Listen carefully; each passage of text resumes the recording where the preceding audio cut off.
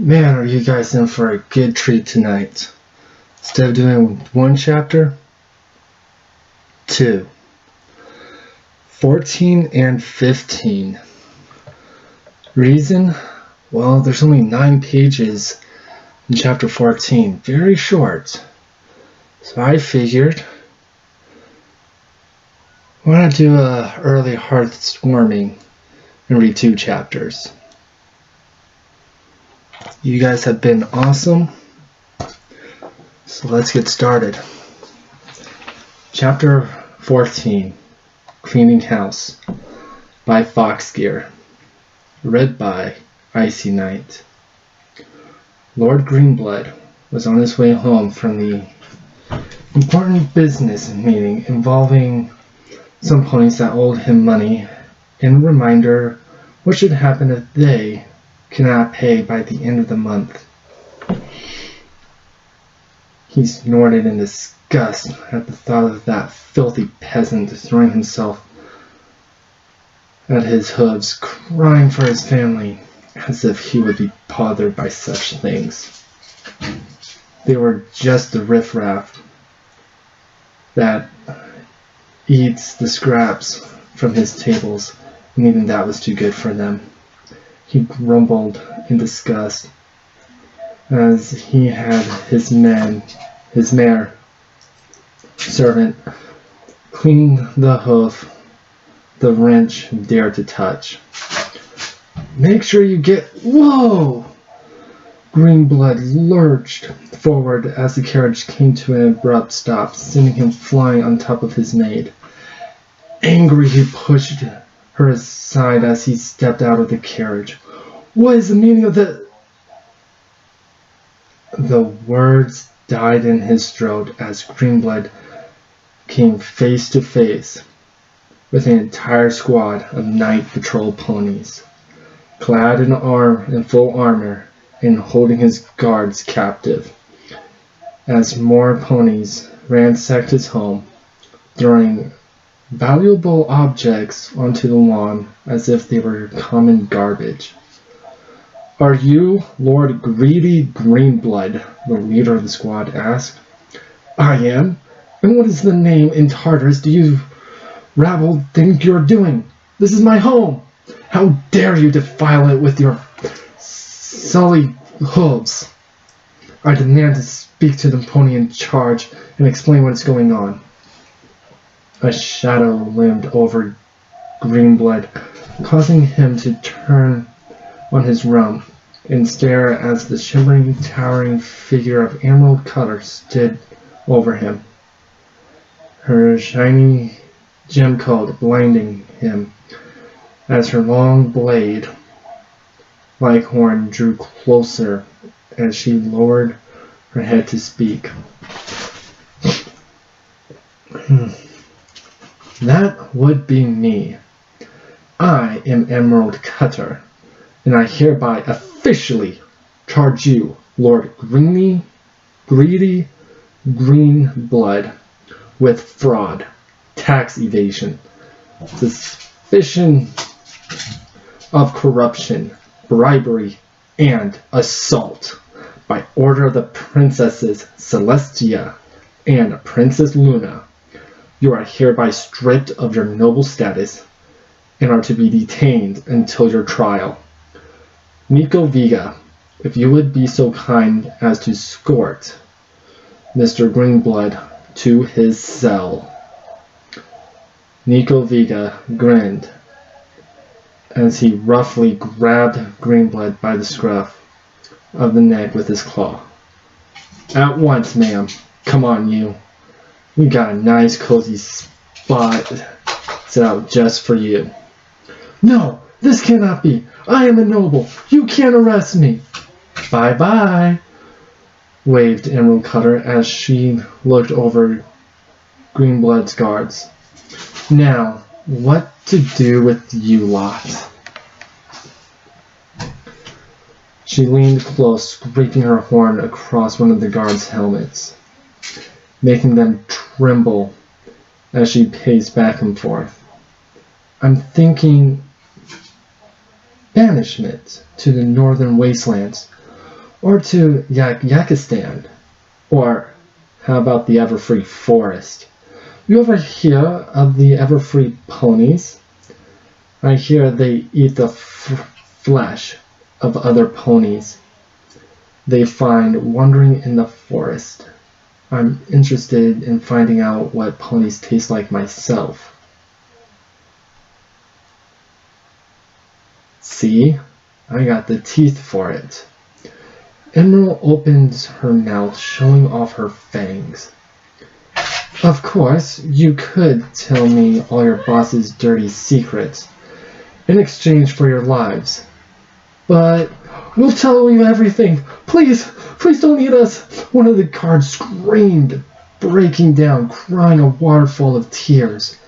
Well, Emerald blinked awkwardly. She and her fellow patrollers watched the full-grown stallion bawl his eyes out like a foal. That was easy. All right, round them up, and will some pony please shut that guy up? It was mid-morning, usually the time for a late breakfast or a calming puff of a pipe, but not today. No, today was the time for running. The word has spread. Lord Greenblood has been arrested, his house and assets seized, and the pony himself was sitting in the dark, dainty dungeons beneath the castle. All by the order of the princesses. He didn't know what was going on, but he, Lord Sheeker Yellowblood, was going to find out. He bolted past numerous guards, taking no note of their white armor and their varied and strange races, as he bucked open the door to the throne room. Princess Celestia, what is the meaning of this outrage? His words fall flat on his tongue as he stared at the room full of ponies. Very scary ponies. Ponies with claws and fangs. Ponies that stared at him with disdain and hatred in their eyes. Ponies that bore symbols of the moon upon their white armor. And there, in the middle of them, all standing tall and proud, was the pony he feared the most, Luna. Ah, Lord Yellowblood, how nice to see you despite your rather... Luna twirled her hoof in the air, thinking of the words to say. Well, tactful words, at least. Grand entrance. Now, what was it you were saying? Celestia and I were much too engaged in our work to hear you, I'm afraid. Yellowblood's mouth went dry as both princesses approached him. They looked different. They felt different. There seemed to be an aura around them that made him want to tuck his tail and run. By his own words, he would say the princesses looked angry, yet they kept their faces as welcoming and kind as any other day. I, heard about Greenblood, and I'm simply here to hear the facts is all. Arresting a noble is a serious matter, you know. And these are serious crimes, chimed Celestia, holding up several documents. Very serious. I would advise you to stay out of this, Lord Yellowblood. Your close friendship with Greenblood could, as you told me once about Luna actually, be hazardous, if you get my meaning. Yes, sound advice indeed. Yellowblood slowly backpedaled out of the room as the monstrous ponies seemed to close in on him, their sharp eyes burrowing into him like a knife. Advice I will heed right away, my dear princesses. Please excuse me. He fled the room as fast as he could, a cold sweat mating his coat as he stopped to catch his breath. Their eyes. You couldn't get them out of his head. Yellowblood, is that you? What? Oh, Lady Violetblood. How nice to see you. I trust you've heard the news? Yellowblood quickly stood up straight and proper. He needed to keep his mask of strength preserved, no matter how scared he actually was. I have, she said with agonizing cry. She was always a bit dramatic, probably from her short acting career. No point questioning why it was so short. It's dreadful to think just a thing could happen to one of us. That's what you get when you're not careful. Tell me, how long till he's out? An hour or less? Unknown. I beg your pardon? The princesses are personally investigating him with an army of monstrous ponies. Lady Violetblood, we must rally our colleagues if we are to counter them. We cannot let our work go to ruin before it's ready. Violetblood recoiled as Yellowblood got in her face. His enthusiasm was starting, to say the least. The look in his eyes disturbed her. He might do something dangerous if she didn't stop him now. I understand your concern, Yellowblood, but what to say? But I think you're being too hasty. Think about what may happen if we act too quickly. We could ruin everything with our impatience. Are you betraying me? What? No. All I'm saying is that we need to be smart. If Luna and Celestia are working together again, then you know there is nothing we can do politically to stop them. They are the co-rulers of the kingdom. If they both agree on the issue, then we, the council, have no say. That is the reason we drove Luna away, remember? You know how long that took? We almost blew that too when we got ahead of ourselves. Yellowblood seemed to calm down at her words, for which she was very grateful. Listen, you go home and relax. I will gather the others for a party, let's say. You just leave everything to me. Also, be careful about what you say from now on. Who knows who may be listening? Yellowblood seemed to deflate all his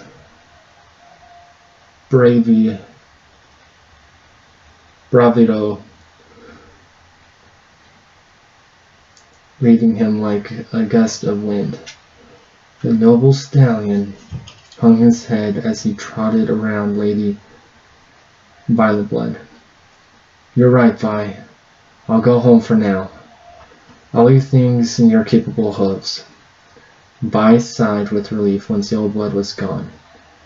Out of all them, he was always their most vocal member, but every pony knew he was a coward at heart, and intended to let his fears overrun him. If they weren't, they'd keep him stable. Now it's time to get to work. Throne room. In the throne room, Luna and Celestia were having their own conversation, mostly made up of mysterious giggles as they laughed themselves silly at the look on Yellowblood's face when he scampered off. After years of taking the noble's crap, it was nice to get some revenge. The fact is, green blood they went after first was of no coincidence.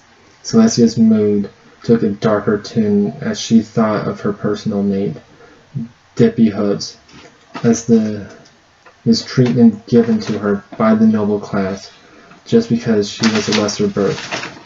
She still remembered the day she found Derpy at home after she failed to report in for work one day. The poor mare had been beaten black and blue by some thugs that tried to rob her. She gave them everything she had, which was very little, and they still attacked her. If not for her guard stronghold, who she went to check on Derpy, who knows what could have happened. This, of course, happened the day after Derpy accidentally spilled hot tea on BlueBlood. "Luna," spoke Celestia, her tone devoid of previous laughter as she seriously addressed her sister. "Will Derpy be safe at your castle?" Luna gave her sister her best reassuring smile as she wrapped her foreleg around Celestia's neck. "Rest assured, sister, Dippy Hooves, and her family are being guarded by not only my patrollers, but also the entire Apple clan, and many more, and she has the best personal bodyguard no amount of money could pay for. Trust me, even Discord will have a hard time getting to her now.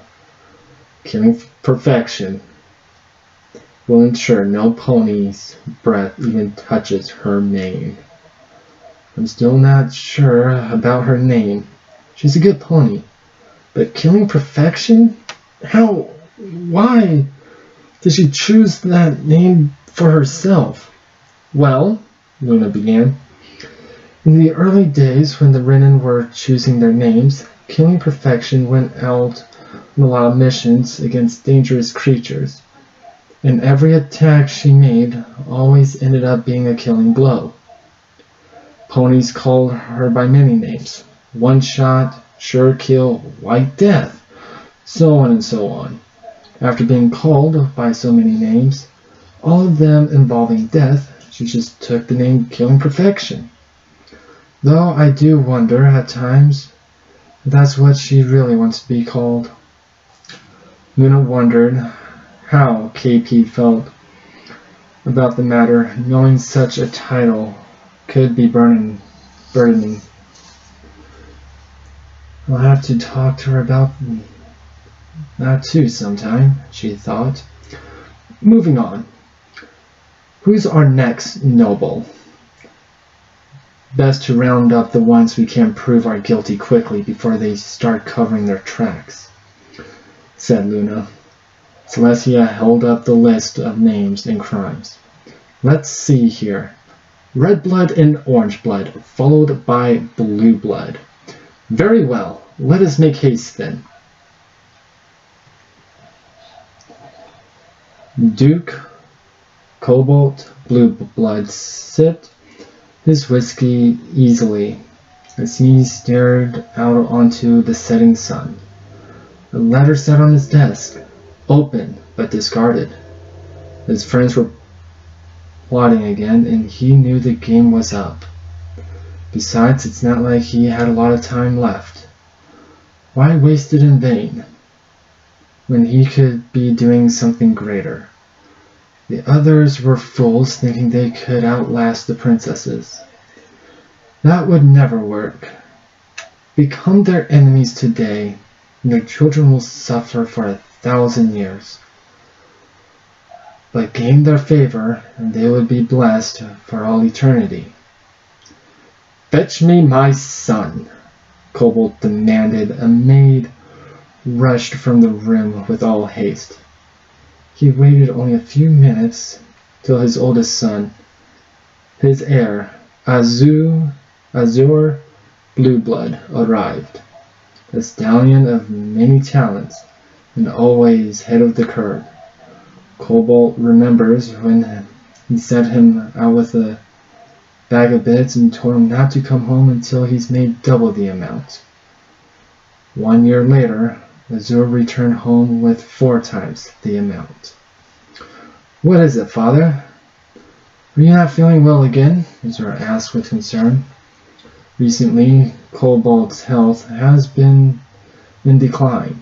One day Azor found two maids whispering about some blood on his father's favorite liquor glass. Kobold denied the claim, and he dropped the matter. He kept his eyes on his father, and he noticed his father, being not be as healthy as he claimed, refused to see a doctor. Kobold paused briefly. Before shaking his head, he placed all his hopes in Yellow Blood and the others' plans, ignoring his son's concerns in favor of what they promised. He did in fact go and see a doctor recently, and it's too late for him. He wouldn't last in time for the plan to bear fruit. And as he held the small black book in his hooves, he held everything the princesses would need to cuff and collar them all. His only thoughts were on his son and the punishment he would endure for his mistakes. He had to make this right. No, I just wanted to give you something before I go, lest I forget in the morning after drinking with the others. Kobold turned his chair around so he was facing Azor and laid the book on the desk. I want you to have this. When the time comes, you will know what to do with it. What is it, father? Azor asked, inspecting the book. He felt nervous, like it was some bad omen. Don't worry about it. Just know you may have use of it soon. Now I just must be off soon, and I believe you have a date tonight with your mare friend. Go on and have fun, and leave this old stallion to play cards and drink with his friends. Oh, all right, said Azor uncertainly, his father's behavior unevening him slightly. Have a good night, father. Kobold tapped his hoof nervously as he watched Azor leave. One final thought picked at his conscience. Wait, Azor. One last thing before you go. Yes, father? Kobold hesitated with his question, knowing it would surely make his son suspicious. Yet he had to know. Am I a good pony, son? You're a good father. You taught me what I need to know to be a proper stallion, and much more. I know. But am I a good pony? When you look back and tell stories of me to your foals, how will you remember me? I don't... Why are you asking? Please, son, Kobold pressed. Answer the question. Azor hesitated. I think you are the best pony I know. You're my hero. But in my travels, I've heard unsettling things about you. But to me, you will always be a good pony. A tear fell from his eye. Kobold quickly swiped it away, drowning the last of his whiskey in a single gulp. Thank you, Azor, for being honest with me. Rest assured, I intend to change my reputation abroad. Now off with you. The night is young, and so are you. Enjoy tonight with Sapphire Sea. I will. Good night, father. Good night, son, said Kobold as the door closed. And goodbye. Kobold arrived at Lady Violet's Blood's manor by carriage around 10:30. He recognized his fellow nobles' carriages parked alongside the manor. BlueBlood's was of course absent. The driver brought him around the front where a maid welcomed and offered him a drink and smoke. He accepted both, needing to calm his nerves. Rhis Manor was decorated with, of course, the color violet. Shades of purple adored every drape and chair, even the rugs. Thankfully, she had the sense of contrast the color with some white marble. He knew the way to their usual meeting room, finding it easily as he finished his drink and smoke. Determined, he entered the room. Inside was every noble not in jail was enjoying the finest Canterlot had to offer, and in volumes that not even they could eat in one night. As he wandered the room, Kobold took another glass of whiskey and sat quietly between red blood and orange blood. At the head was Vi, with yellow blood to her right. So far no conversation on the matter at Hoof had yet come up, but with his arrival it was sure to begin any minute. "Kobold, you're here!" Yellowblood exclaimed, strangely excited. "I've conceived the perfect plan to deal with the princesses. I'm sure our friends aboard will be more than willing to support us in our endeavor. The kingdom will be ours, and soon secrets of Alicornhood." Kobold calmly looked through his glass at Yellowblood, who was clearly drunk, explaining his strange behavior. Poor guy must be shaking his boots if he's already this drunk. "I think," he began, all eyes turning on him, "I've had enough of this nonsense." "What?" sputtered Yellowblood, spitting his drink all over the table. "What do you mean, you're done?" "Just that. I'm done. I've decided I don't want to burn in Tartarus for this half-assed scheme. I've already set things in motion. The princesses will know everything by morning. Now, I will take my leave. Enjoy your freedom. It will only last the night," declared Kobold, as he left his fellow nobles stunned. Quickly, he slipped out towards the door. Hearing the galloping of hooves, he turned and was surprised to see Yellowblood, of all ponies, charging at him with his horn lowered in attack. "Die, traitor!"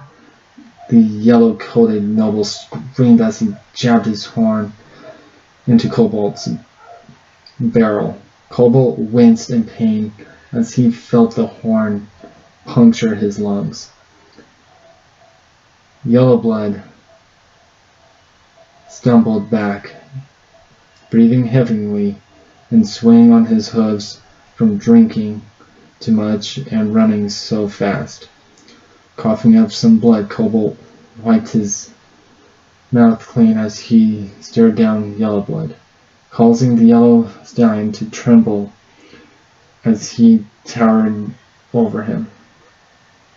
"That all you got?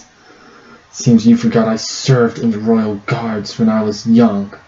And unlike you, I was actually pretty good at it."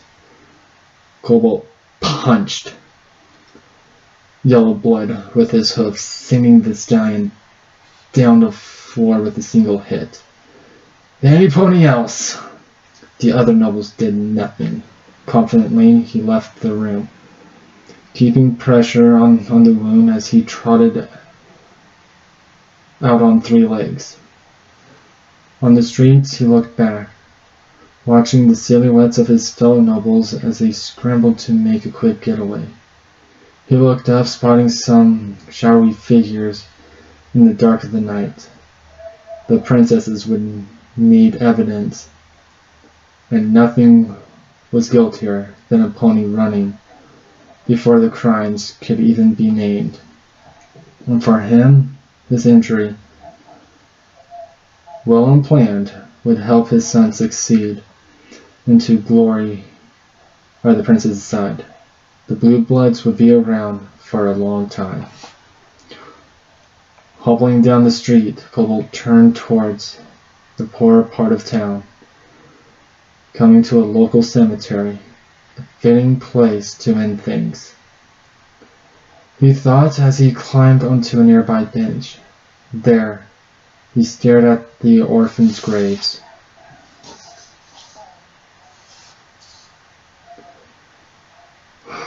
Tears fell from his eyes as he imagined all those foals. Foals, just like his son, all gone, taken out of greed and desperation and misguidance. Blood filled his throat. He didn't have much time left. There was no pony around to tell. Dabbing his hoof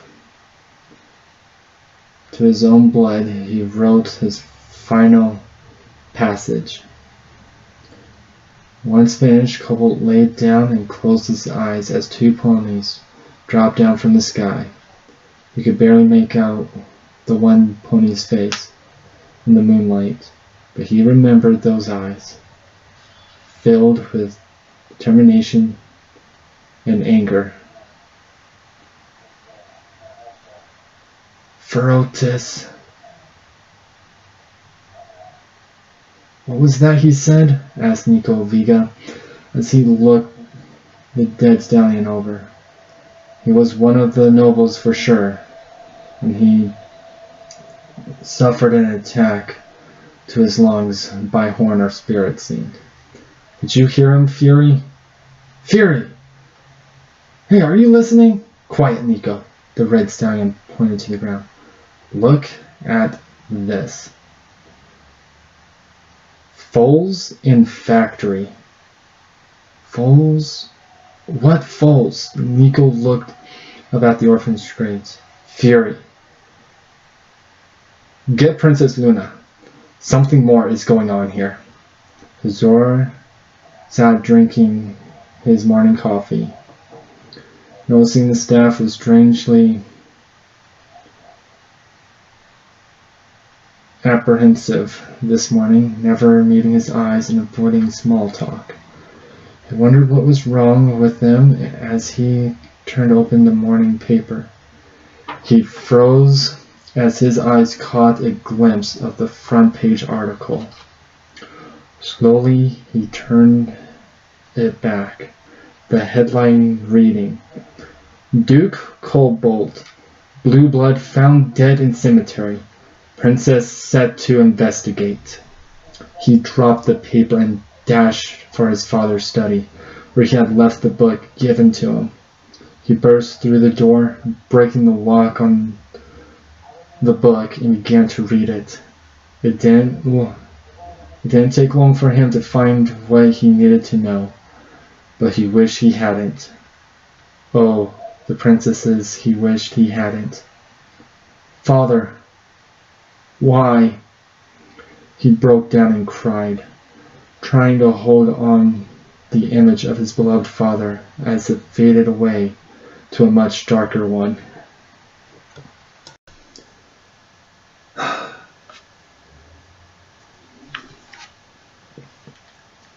Chapter 15. Blood and Fire by Foxgear. Continued reading by Icy Night. It was early morning, much too early for either princesses, but then again morning and night have long since blurred together since starting their little witch hunt against the nobles. After only one arrest, they now had not one, but two dead bodies on their hooves. BlueBlood, who was found in the cemetery, and Lady Via Violet Blood, who was found hanging from her bedroom ceiling by a maid this morning. At this time, all the other nobles were reported to be locked up in their homes, patrollers guarding the perimeters so no pony could escape. Tell me about BlueBlood, Lena asked the medical examiner. The medic pony doctor, Ducky, adjusted his glasses as he read his report. Well, my dear princess, it seems whoever did Lord BlueBlood in did him a favor. The poor chap was suffering from a severe case of lung cancer, probably from pipe smoking. His liver wasn't doing much better. All in all, he probably had only a few months to a year at best. Ducky turns the page. On to the juicier details. The injury he suffered was in fact by a unicorn horn, about 10 to 12 inches long, not the most common of lengths among ponies, but still quite a sum of suspects. On to Lady Vi. She hung herself by all accounts, but I found something strange with her mana pool. Strange? Strange how? Asked Luna. Strange in the fact it was much smaller than I was expecting. Lady Vi was known for having quite a bit of magic, but the magic coil in her body would suggest a much weaker unicorn.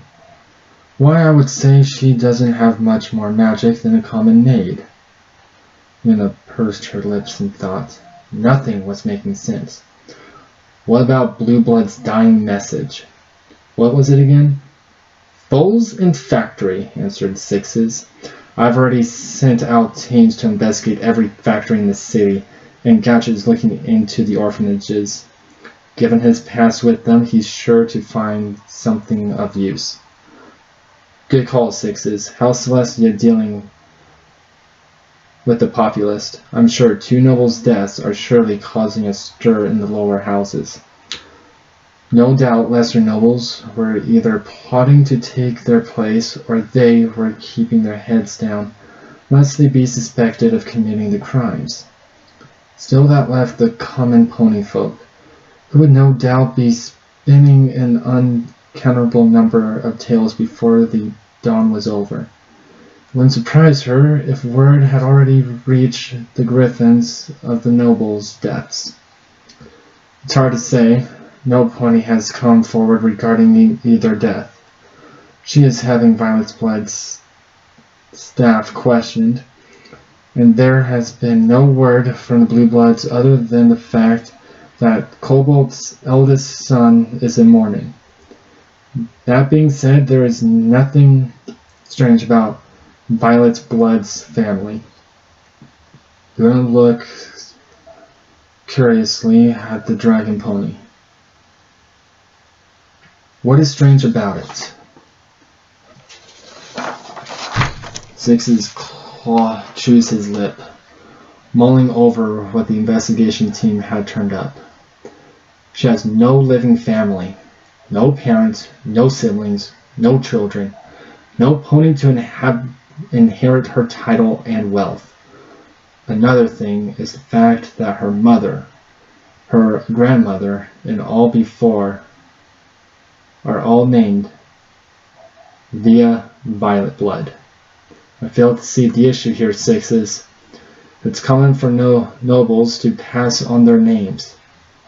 I never quite understood the reasoning myself, but it's not my place to question it. That's just it. There is no Via Violet Blood. Insert a number. They're all just Violet Blood, and none of them have any records of ever being married or even a birth certificate. Every Lady Violet Blood passed on her title to some random pony before they died. Yet some of the older, lesser nobles were asked we've asked have stated there was no difference between one Vi to the next. They all acted exactly the same, had the same favorite foods, music, everything. The gears in Luna's mind began to turn as she recalls the Vi Violet's blood she met so many years ago after they defeated Discord. She hadn't spent much time with either one, but from what she recalled, both from Vi from then and the Vi from now looked exactly the same. Then there was something the Vi she had met back then said, something that didn't seem important at the time until now. I wish I could be young like you forever, mutters Luna as she removes the blanket from Vi's body, opening the dead pony's eye, revealing her pupils wide with shock and fear. Not uncommon for suicides, yet something was off to her. Who was the maid that found her? Sixes and the other patrollers looked between one another and shrugged. Where is she now? Do we have her in custody for questioning? We took her testimony and released her this morning, said Sixes, recalling the brief interrogation. For some reason he couldn't picture the pony's face. It was almost like he couldn't remember her at all. In fact, he barely remembers what they talked about this morning, what her answers were. But then we released her. I'm not sure why we did that. Why would we do that? She was the suspect. Why did we let her go? Something was wrong. Something was very wrong. Luna could feel it in her bones. Find her. Find her now. Yes, ma'am. Gadget looks on with some emotion he couldn't name as he looked at his old home. Not the ratty apartment he and Dusk had been living in before moving in the prince's castle, but the old orphanage where he had been raised. Damn place still looked like a pile of manure on cinder blocks. The sidings were coming apart, rotting off the nails that held the planks to the studs. The foundation was crumbling and in dire need of repair. And the sign, a faded, barely readable sign that read, Sunnyside Orphanage. There was nothing sunny about it. Nothing at all. Oh, Starwind, you came to visit. Well, except for her. Gadget smiles brightly as the elderly mare trots over and wraps him in a weak hug. Miss Fluster Butter has taken care of the foals of Sunnyside Orphanage since Canterlot's construction. She was a cheerful old dear who must be as old as Celestia, because no pony remembers a time when there wasn't a Miss Flutter Butter. Gently Gadget hugs her back, finding her torn wings and her frail back. Briefly he snuzzles in her long graying pink mane, taking note that her semi-yellow coat was now nearly completely gray. For a moment he was back in his full hood, playing and laughing with the other foals. He wished he could stay at peace like this forever. But he was an adult, and now he had responsibilities. There was no going back. Hello, Miss Flutterbutter. Sorry, Dusk and I haven't been by lately. We moved out of Camp lot, so we can't come by near as often, I'm afraid. The elderly Pegasus waved him off. Nonsense. I'm glad you and Dusk finally managed to leave this dreaded place. This place used to be a good place to raise a foal. Nowadays, things just keep getting worse and worse. I can't even get enough food feed the foals no more. No pony wants to donate anymore since times got tough. Some days I wondered what happened to all the kind ponies in the world. They're still out there, replied Gadget, looking to the castle. Trust me, Miss Flutterbutter. There are a lot of good ponies left in the world, and they're doing their best to make it better. The older Pegasus smiles warmly. Sounds like you got some friends now. That's good. That's very good. I'm very proud of you, Starwind. I just wish Red Soul was here with you. Red Soul, Dusk's mother, his wife, and fellow orphan. They had grown up together, left the home together, and then started a home together. He remembers the day they found out she was pregnant with Dusk, how excited they were to be parents. Everything had been going great, but things changed. They changed fast. Starwind, did I upset you? I'm sorry. I should have known better than to. No, it's okay. I'm fine. He lies distinctly, wiping his eyes. I'm actually here on business from the princesses. Oh, what could they want with me? It's not you personally. It's hard to explain. But involves the late Duke BlueBlood. We found him in the cemetery where the orphan foals are buried with a blood-stained message reading the foals in factory. Does that mean anything to you? Flutterbutter frowns deeply. I don't know. The orphanage is found by the nobles. Every once in a while when we get too many foals, they come by and take some to orphanages out of the city. But I never hear any more from them after that. Eventually I get letters saying a foal was adopted or they died of some monster attack or sickness. I tried to check up on them, but they threatened to cut the funding, so I just let it go. The best I could do was at least give them grave markers. There are times, mostly when I try to sleep, that I wonder what really happened to them. But there's just nothing I can do. I'm old. I could risk angering the nobles by looking for the truth, but then who would watch the foals? I have no pony to take my place once I'm gone, and I fear who they would pick to replace me. So I just hang on, praying the day will come when salvation comes and a nice pony takes charge of the foals. I'll see what I can do. We have a lot of ponies in the night patrol. Perhaps a few of them will be looking to adopt. At the very least, they could live in the castle as serfs under Luna.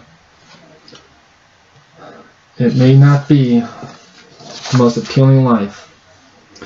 It was certainly a better one than this. One last question before I go, Miss Flutterbutter. And there's a foal by a name. Was there a foal by the name of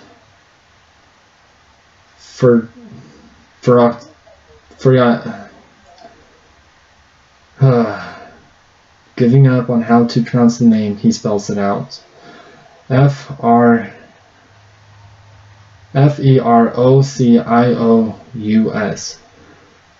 Was he living here at any point? Flutterbutter looks at him strangely. Yes, there was, a long time ago. A few years before you came in, if I remember right. He was quite the little Pegasus. He didn't adapt well to living on the ground, and he was the only one of his kind in the orphanage at the time. So he got picked on by local folks and a few of the orphans. But I say this to you now, he was no pushover. He had the mouth of a sailor pony and the boiling rage of a dragon. He always got into fights. In fact, he even told Lord Cobalt BlueBlood to, pardon my words, piss off during one of the inspections. Gadget chuckles. That little fool had to have balls the size of the moon to say that to a noble. And what reason for BlueBlood's verbal rebuting? He said something. He said something the little guy didn't like. He made fun of his eyes, saying no pony would adopt such a savage feather-brained pony with eyes like that. Eyes like what? Oh. Fiotas had these very beautiful golden eyes, like that of an eagle or maybe even phoenix. He had this wonderful shade of red for a coat, with the red and gold mane. It made him look very striking and imposing like a phoenix.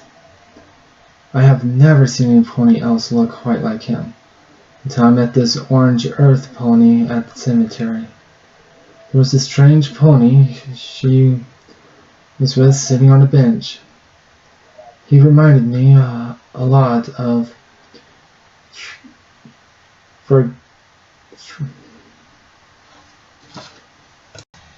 Furcusus, but I didn't have the courage to go speak to him. I didn't want to get my hopes up. Gadget felt the gears turning in his head. Then it clicked. Applejack and Fierce Fury. They said they asked an old mare at the cemetery where I lived. That was you. You were the pony that sent them to my doorstep. Applejack. Yes, I think that was the mare's name. Funny how life does that sometimes. Gadget, are you okay? You're looking a little pale. I'm fine. I need to get going is all. Stop by another day with Dusk and some other ponies to see what we can fix this place up a little bit for you. Oh, that would be very kind, Flutterbutter said. But Gadget was already galloping away at full speed. I wonder what got into him. Dusk was bored. Really bored.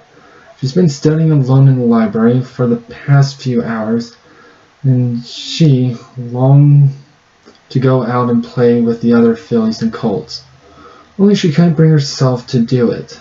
The foals were welcoming, even after her growth spurt, as she had been calling it, but things just weren't the same. She can't even call herself a filly at heart. Fillies usually didn't kill other ponies. Her mind drifts back to the battle for the Crystal Empire, the carnage around her, ponies falling over dead, their lifeless eyes staring at her as Applejack shouted for her to get down. She remembers this one particular moment where she froze and Applejack ended up crushing the changeling's skull with her hoof. She remembers bits of its brain and skull splattering onto her helmet. And then she remembers Applejack's words as she hoisted her to her hooves. Stand and fight! Stand and fight now, and kill these bastards! The words rung through her ears, even to this day. The look of pure rage on Applejack's face made her shiver to this day, and she avoids talking to the mare since the battle.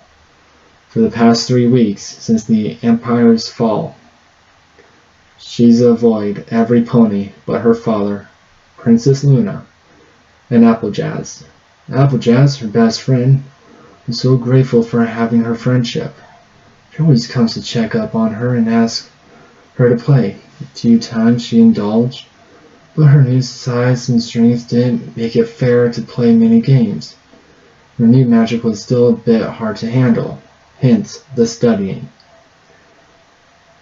Still, I wish I had somebody to talk to, she thought. The door of the library swung open with a hard crash, promoting Dusk to look around the bookshelves to see who it was that entered. Much to her surprise, it was Nightingale. The wingless Pegasus had undergone quite a change since the battle. She was never quite as cheerful as before and kept away from most ponies. She was still undergoing therapy for her injuries. Most of them involved reminding her she couldn't just jump off a balcony and land safely, which she has done on more than one occasion. The bigger question was why she was here of all places. Dusk left her studying and cast a quick "Don't see me" spell so she could spy without being noticed. There's gotta be something here, the ex-Pegasus grumbles, glancing over a section of books. A struggled sigh escaping her throat when she didn't find what she was looking for. Ugh! Nightingale groans in dismay as she moves to the next section, Dusk quietly following behind her. For the next hour, Dusk watched Nightingale throw book after book off the shelf, her anger growing with each title that failed to satisfy her surge. Her curiosity boiling over, Dusk peeks at one of the titles. Advanced Magic. Is she trying to grow back her wings? Dusk wonders as the ex-Pegasus threw another book as she broke down into tears. Sobs rock her body, causing her to start hiccuping as she cries. It felt wrong to watch such a strange pony break down in such a way, so Dusk began to slowly back away so Nightingale could keep her dignity. But then she backs into a stack of books, breaking her science spell as she let out yelp as an avalanche of knowledge piles on top of her. Who's there? Chokes Nightingale as she tries in vain to cover up her tears, her cheeks burning red with embarrassment as she discovers snot on her forelegs from wiping her nose. This is why she hated crying. She looks so pathetic when she cries.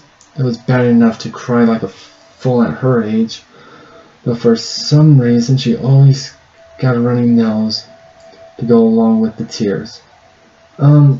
Hi, Dusk waves meekly as she crawls out of the book pile. Sorry, I didn't mean to intrude. Well, I did, because I followed around for an hour and then you started crying.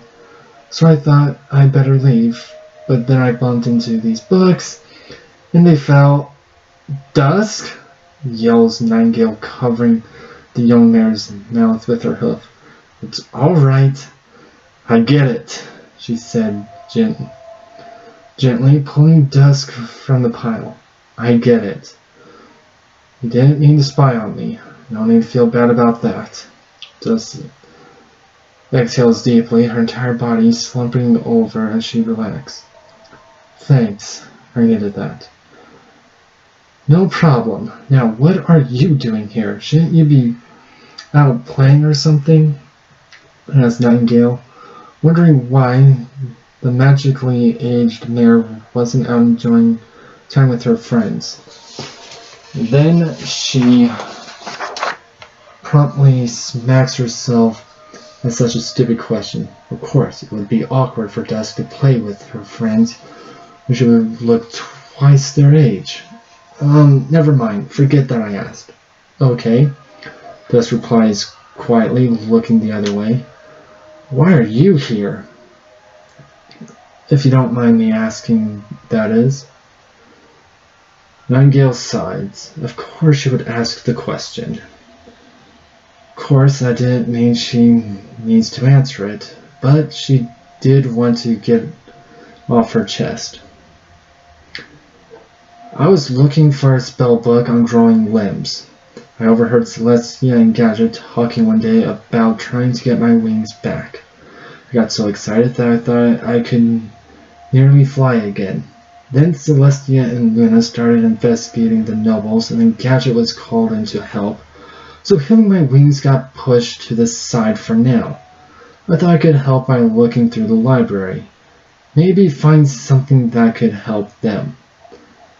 But all I found were books on how to make temporary wings, or books on how theory of limb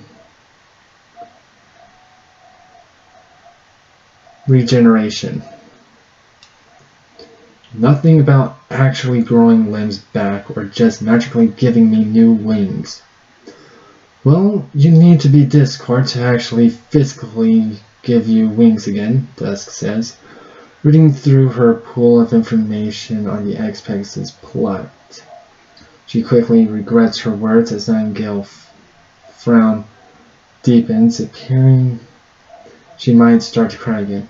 But that doesn't mean anything. I'm only a beginner. I'm sure Dad and Celestia can figure something out. Yeah, I'm sure they can, Nightingale replies quietly. Dusk ears droop down from the lifeless tone in Nightingale's voice. She wished there was something she could do to cheer her up. Her mind turning to Applejack, and well, she was a bit afraid of the mayor right now. She was sure she could help Nightingale. Applejack and Nightingale were friends after all, and friends help each other, right? You seem a bit down. I'm not really experienced with helping ponies, but maybe Applejack could be of help. You and her are friends, right? Maybe telling her would help you feel better. Nightingale snorts as she tries to cover up her laughter, but she couldn't contain herself and ended up laughing very, very loudly. I'm sorry, kid. I'm not good with the touchy feelings either. She blurts, holding her side. But you may have a point. Commander Applejack and I seem to be closer since the battle. She comes by and visits me whenever she can when I was laid up in bed. I don't know if you're in the gossip things yet, but I think her and Rawhide may be a thing now. Maybe. I've never been good at reading those things. But yeah, maybe I should talk to Applejack. Or at least get some of her homemade cider. That stuff always makes you feel good. You do know alcohol is a depression drug, right? It actually makes you feel worse and sadder.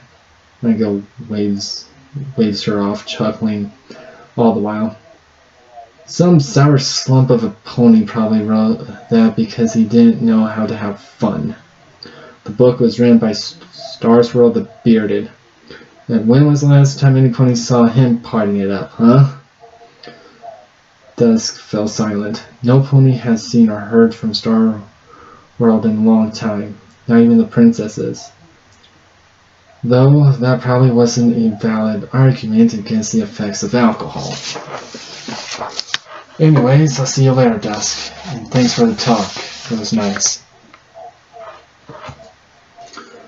Oh, you're leaving? Dusk's ears drooped down the side of her head, making Nightingale freeze at the corner of the bookshelf.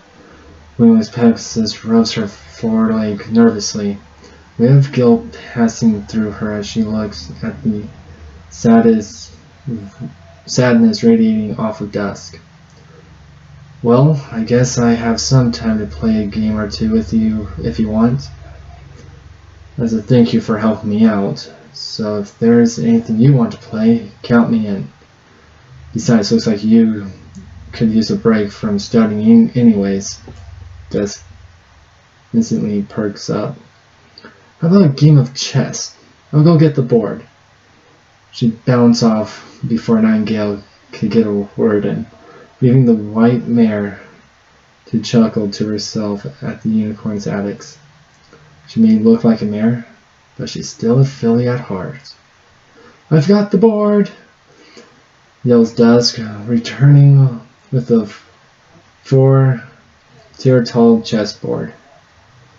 Nightingale's ears drop at the sight of it.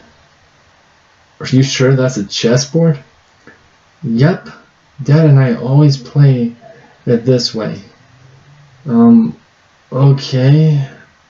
Got a rule book? Got that too, and it's only 200 pages long. I'll explain how the mechanics work. What did I get myself into? Nightingale sighs as she slumps down on her rump for Dusk's lecture. She was going to be here a while, it seems, and the smile on Dusk's face was worth it.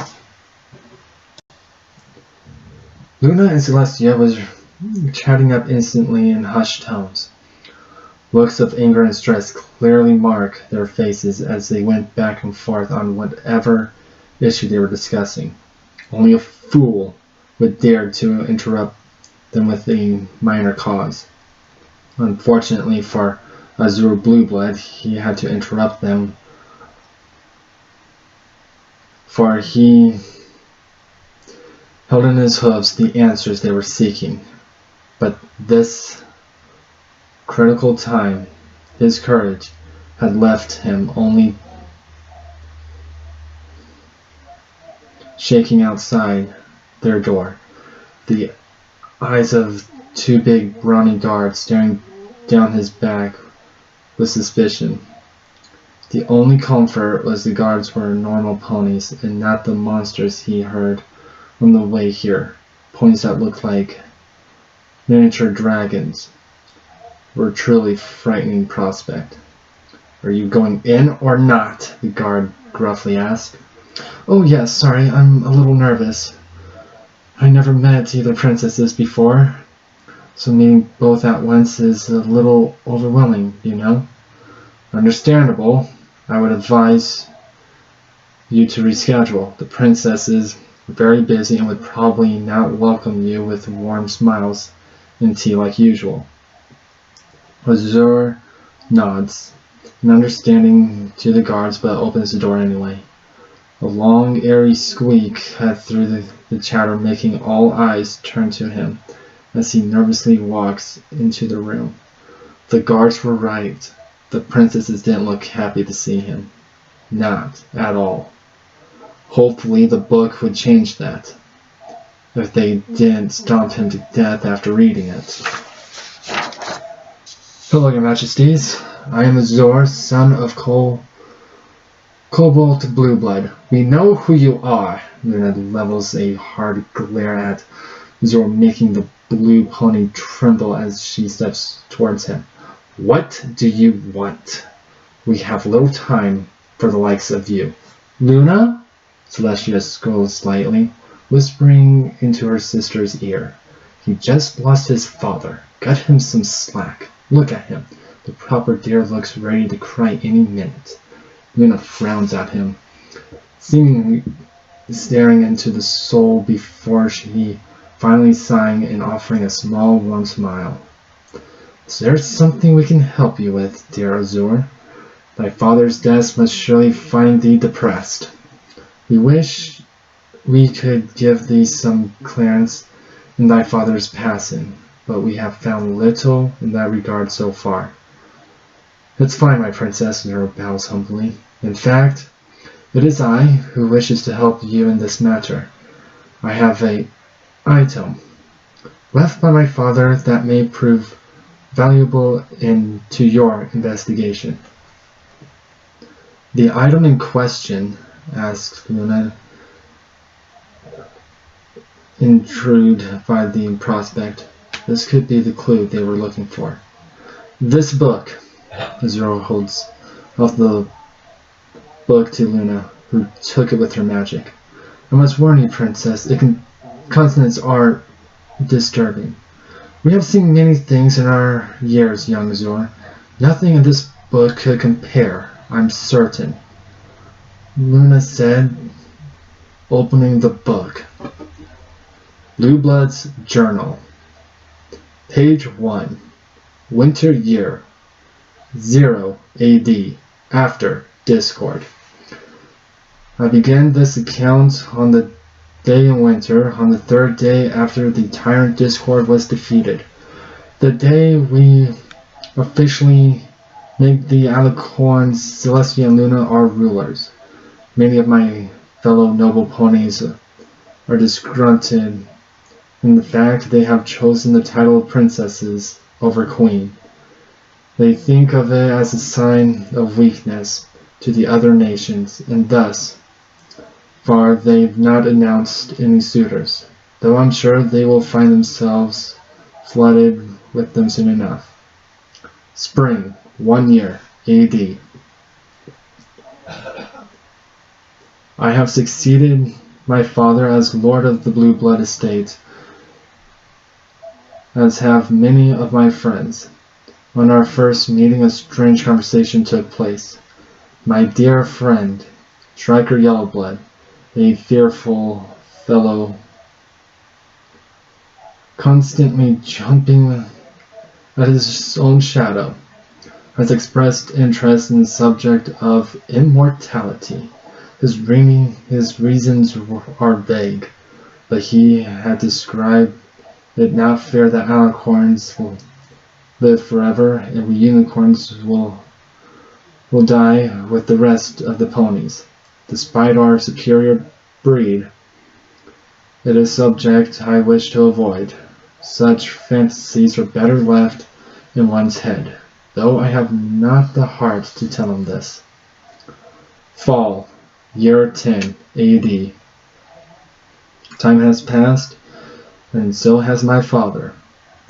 At the funeral, Shirker seemed shaken by the sight of my father's corpse. Perhaps it is because of his own father has died just a few short months before. I fear for his sanity, and he continues to search for a way to become immortal. Spending Celestia knows how many bits on the matter. Strangely, Lady Violet Blood seems to encourage the obsession. Spring, 15 AD. Time has passed and the days mundane, and I find myself without much to write about till today.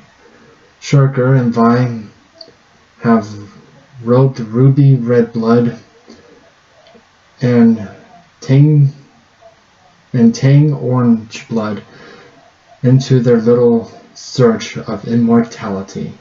They keep it secret, but I wonder how with the amounts of bits they spend on their project. They speak whispers of meeting a brilliant pair of ponies doing research on the matter, and on alicorns and their ancient magics. I find myself intrigued by what they may find. Thus I have decided to join in with Lord Greenblood, who has become the money manager of the operation. Summer, year 20 AD. More than 5 years has passed since I've joined in on the hunt for alicornhood, and our secret researchers have requested materials to begin their experiments. The materials is live ponies, foals in fact, the younger the better, with or without cutie marks, and from every race. This disputes me greatly, but they say they will not be harmed. Decision was made to purchase several orphanages, both in and out of Canterlot, to acquire the foals. Summer, year 25 AD. Princess Luna is proving to be a thorn in our side. She is much too simple and brash, going wherever she feels she needs to go, and her dream magic has kept us awake many a night. We acquired some potions to stop dreaming, but she started asking why we weren't dreaming and asked if there was a problem. I'll admit it's hard to plot against a pony that shows concern for you. Yellowblood seems to have a plan to get Luna out of Canterlot. I wonder what he's plotting. Spring, year 30 AD. It took 5 years, but we finally managed to get Luna to leave. A lot of bits were spent to make it happen, but it finally worked. Staff bribed to speak ill of the princess behind her back, and always in listening distance. Papers spread ill rumors, asking why we need the night and what's so important about the moon. Attacks like these seem to hurt her the most, but the coup de grace was Yellowblood's plot at the gala. I must say, though, even I felt terrible about what we had done. I remember the night well. Celestia had just arrived and began chattering. I overheard her speak of Luna's reluctance to attend, but she managed to convince her otherwise. Princess Luna arrived in what must have been the greatest dress ever sewn in Canterlot. It shimmered in the moonlight, hugging her frame perfectly. She even wore a bit of blush on her cheeks to give them a rosy look. She looked like the happiest she ever had in months, and ruined it. She entered the garden at about midnight for some air. I watched from the window as Yellowblood set his plan into motion. His youngest son, Yellow Rhis, and his friends waited above the entrance with buckets of unsavory contents. When Princess Luna re-entered the ballroom, a bucket of liquid cow dung was poured onto her. The look on her face was one of shock and heartbreak as the foals snickered, prompting the entire gala. Save Celestia to laugh with them. Since they were foals, no pony was the wiser to the true plot behind their actions, so they were let off easy with a warning to never do such a thing again. I remembered the absolute look of defeat on her face as she left the gala, her dress ruined, her pride and dignity gone. I never saw her in Canterlot again after that night. Winter 35 AD. I have remained silent for many years. Our system is perfect. Thousands of foals were relocated to our research locations over the past years, and today we finally see what has become of them.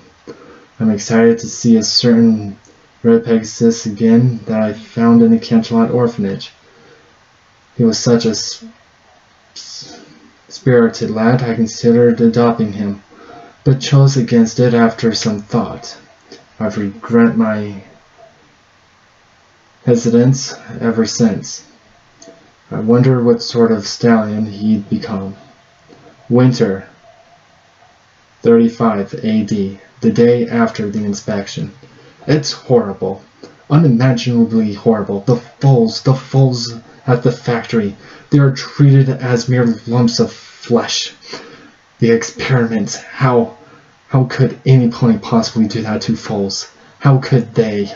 How could I allow myself to be involved with such a thing? These ponies are mad. There's no question. We are going to hell. Fall, year 50 AD. I'm dying. There is no cure for my sickness. The promise of immortality is but a pipe dream in the clouds that I have indulged myself in. I fear only now for my family.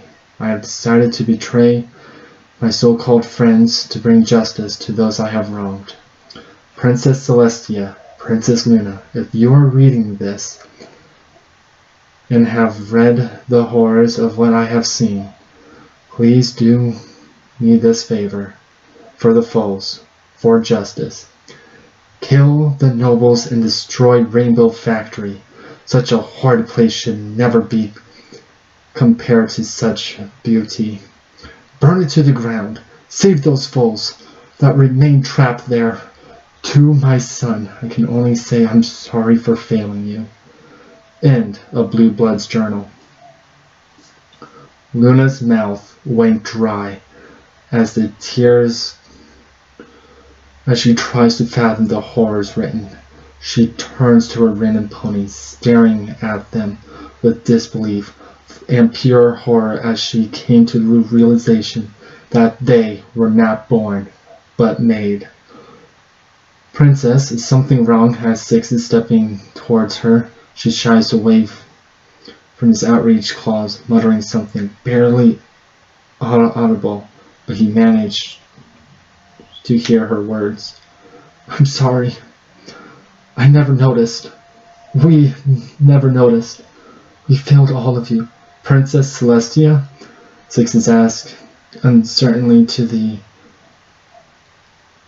older Alicorn, who wasn't looking much better as she looks ready to break down herself as she clung to her sister, whispering soft cues into her younger Alicorn's ear. Commander Sixes? Red and Orange Blood are attacking. They're trying to free Green Blood, Nico Vega announced, charging into the room, the mood swiftly shifting dramatically. Luna brushes Celestia off, her face covered in angry tears as she shouts in a cantrelap voice so loud the entire city heard it. Kill them all!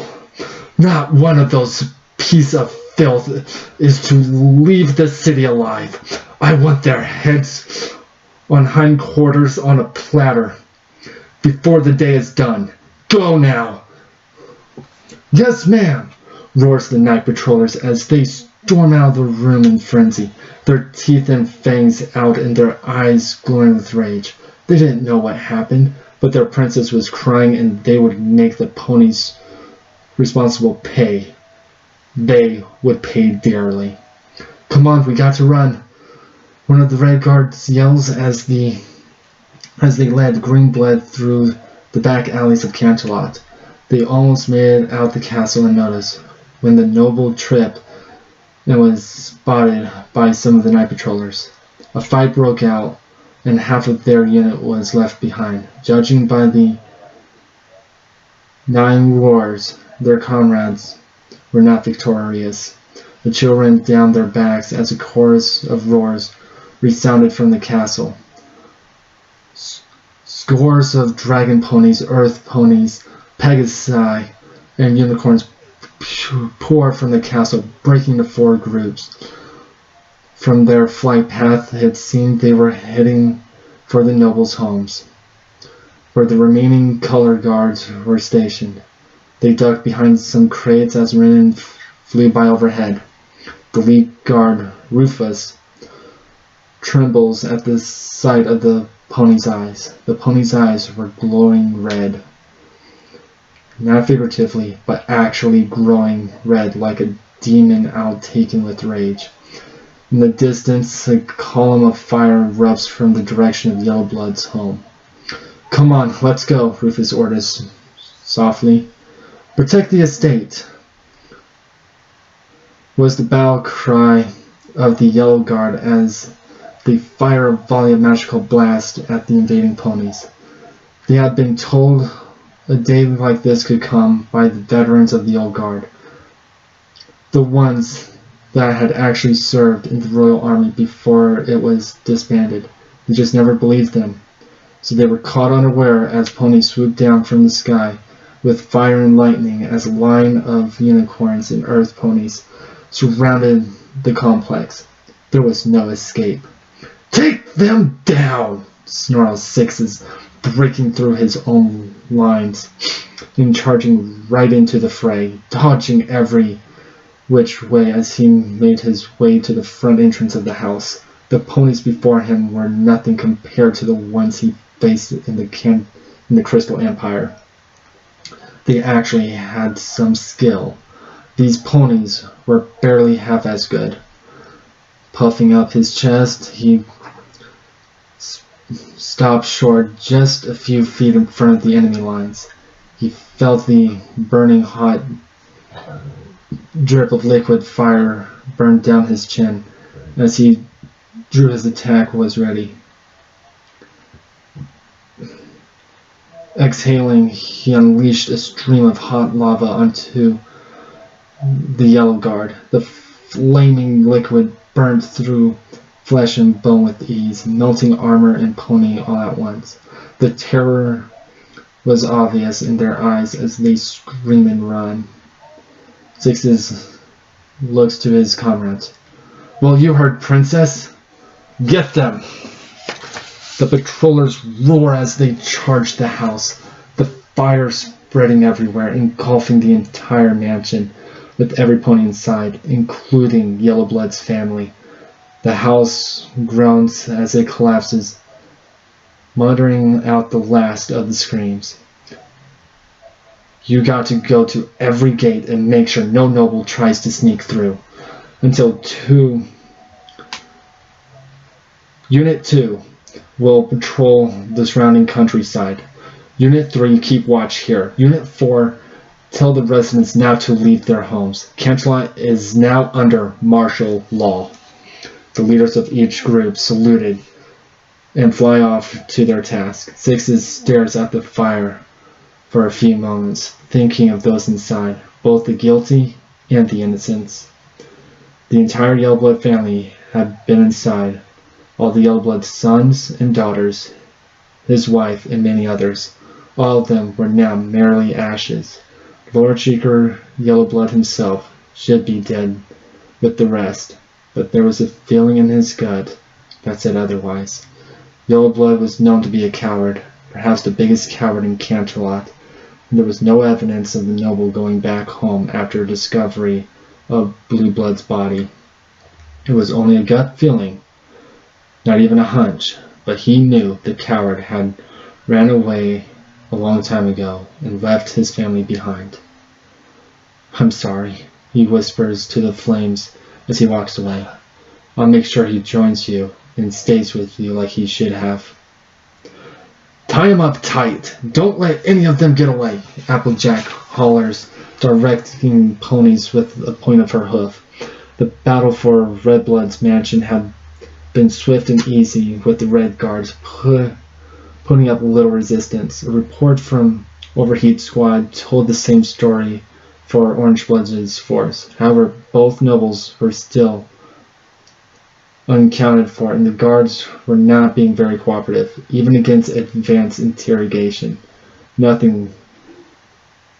Something was going on. Approaching one of the bound guards, Applejack pressed her boot against his throat. "All right, spill the beans, buddy, or I'll have to get rough." The guard smirks. "I like to get rough with you. Not bad for a filthy mud pony." There was a sheared grimace along the patrollers as Applejack punched the guard hard enough to knock his helmet off. Every pony was expecting another blow from the stallion's crude remarks, but were surprised when none came. Applejack stood frozen, with her hoof in the air, staring at the guard with an unreadable expression. "You!" she whispers, her eyes narrowing as she glares angrily at the stallion. "I know you." "What? That's impossible. This is the first..." You and your friends tried to full nap dusk. Every pair of eyes turned eerily to the guards all at once, one of the guards gulping loudly as the calm professionalism from before faded to anger. Claws and teeth slowly come into view as the ridden ponies closed in onto the guards. That's not true. I wasn't there that night. Oh crap, the guard battered, his comrades shooting him hateful glares for him to shut up. He gulps as he felt one of the ridden take him by the neck. He left off the ground. What should be done with him? Nothing yet, a voice calls out. The crowd of ponies move aside as the father of dusk, Gadget, enters the courtyard. Seems the princess figured things out already. Shame I did all the investigating for nothing. Gadget, where have you been all this time? Asked Applejack, as the stallion trots up to their prisoners. As I said, investigating. I did a little digging into the local orphanages listed under the nobles' names. Seems foals have been going missing for quite some time, and always when the nobles came to inspect the orphanages. Always the most talented of the bunch. And then there are the attempted abductions of my daughter, a filly with more magic than any unicorn her age. Too good of a prize to pass up, isn't she? That's why you tried to kill me, but you only got my wife, Red Soul. You didn't expect me to put up much of a fight being a simple researcher. Gadget grabs hold of the guard with his magic and holds him tightly. Now you are going to tell me all I want to know and more. I'll never squeal. Gadget chuckles darkly. Who said you have a choice? Black magic flares from his horn, drilling into the guard's head, his body flailing and shaking violently as Gadget probes his mind. Drool pours from his side as the guard's mouth, his eyes whitened out. Eventually his body stopped moving and Gadget drops him to the ground, his body lifeless. Now, who's next? He asked, charging up his horn as he picks up the next one. He didn't tell me anything new, except for one little thing, that is the noble's escape plan. Now, get one chance to answer. I know you surrendered so that we would waste time interrogating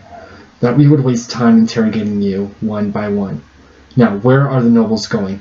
What is their route of travel? Answer now. That's mind magic. That's illegal. Even if we committed crimes, the princess would never allow such a thing, the guard cries. Gadget held his throat tighter. You are correct. It is illegal, but the princesses aren't here, are they?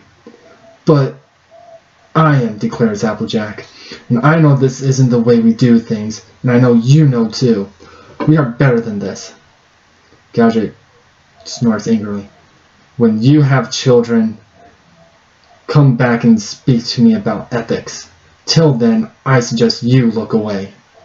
The guard screams as Gadget works his spell.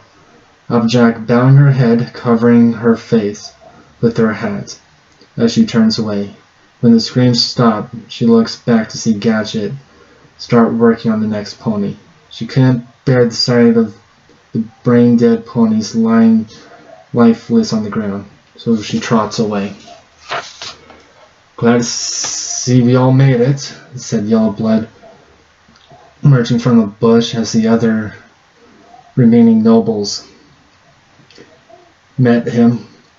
They didn't look too happy with him at the moment. What's the matter with you, my friends? The plan worked, did it not?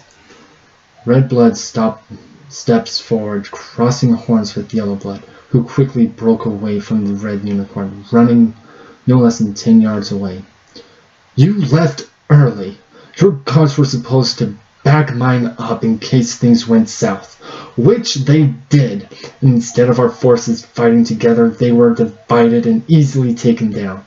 Our window of escape is now much shorter than predicted. My guards are tight-lipped, but that will only buy us a day or less, and we have literally 100 miles to trot. Might I remind you that traveling in a group slows us down, not counting yours and Greenblood's poor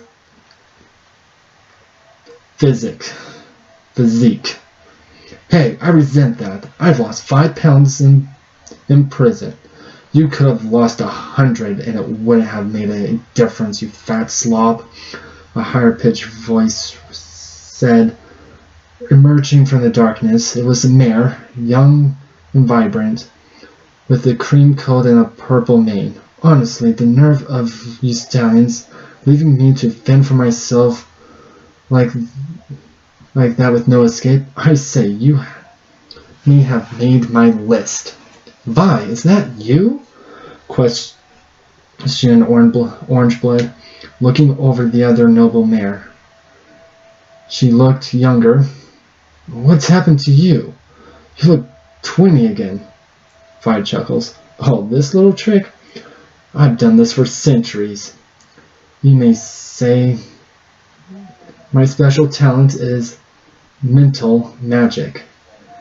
Every few years, when I start to feel the effects of age, I arrange my will.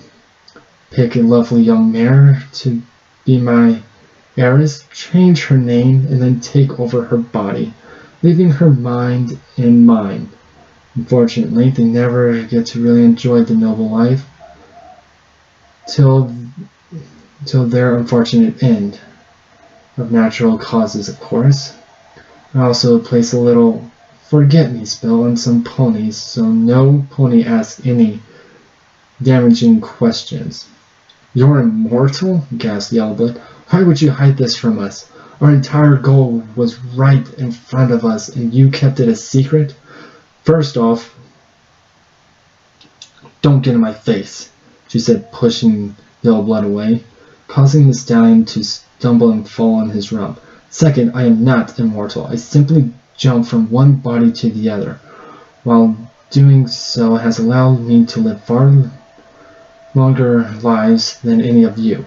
But I can be killed just as easily as any other pony. Thirdly, this is my talent. Only I can use this magic, meaning you would have been left out. So be grateful that I included you in my quest for true immortality. Enough arguing. We need to get going. We're wasting time, Orangeblood reminded them, heading off, Redblood following her. They are right, I suppose. We can talk on the way, commented Greenblood. Vi helps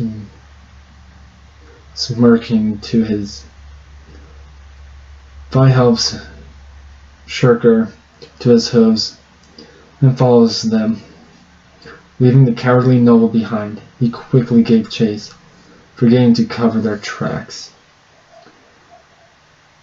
Up above, hiding in the clouds was Sixes, his gaze instantly bearing down on the noble ponies. But he waited, wanting to find where they were going. He knew that Luna would want answers. Answers that he also wanted. He too. So he took a peek in BlueBlood's book before taking off. This was his chance to find the past he and his brethren had lost, and he owed it all to that purple mane mare. Whatever spell she put on him, and others really did make them forget about her, but not her perfume, which she wore right now, making her easy to track. Why did you two follow me, Fury, Nico? He asked the two as they emerged from the cloud next to him. Patrollers never patrol alone. You know that, Commander, Nico Vegas said, with a much too smug smile in Six's opinion. They may not know their ages, but he would consider Nico a sort of little brother in some strange way.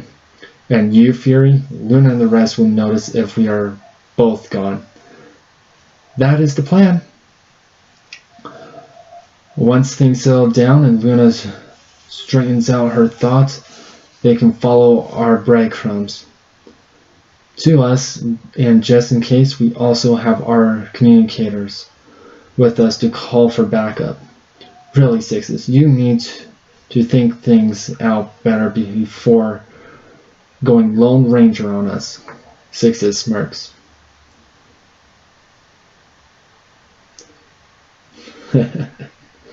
Says the pony that usually just gets mad and starts slashing things. They share a laugh before becoming deadly serious. Let's go hunting.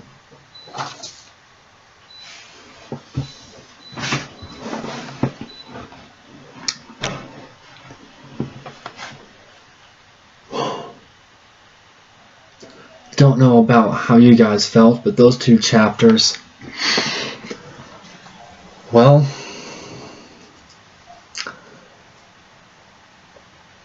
just comes to show nobles are cowardly, only thinking of themselves,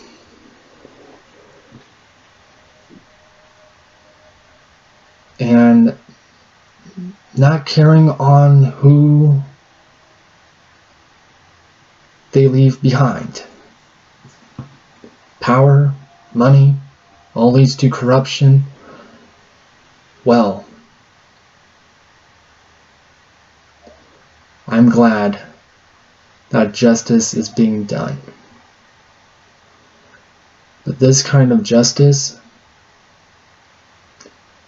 is wrong, though. This is rage justice, not true justice. Justice done out of anger and hatred.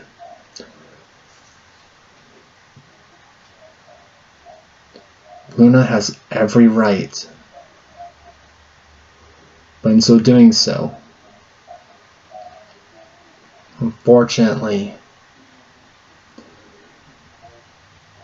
is going to set flame under her at some point.